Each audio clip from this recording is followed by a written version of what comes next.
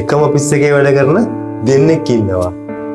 මේ දෙන්නගෙන් එක්කෙනෙක් ඔෆිස් එකෙන් පස්සේ මෙයා ඔෆිස් එකේ වුණාට පස්සේ මෙයා හවසට මෙයාගේ ස්කිල්ස් ඩෙවලොප් කරගන්න මෙයා ලර්නින් කරනවා.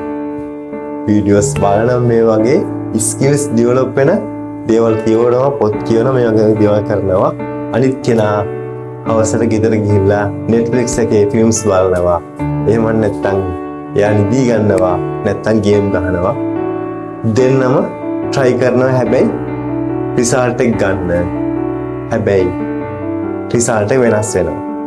ස්කිල්ස් ඩෙවලොප් කරගත්ත කෙනා ඉහළට යනවා.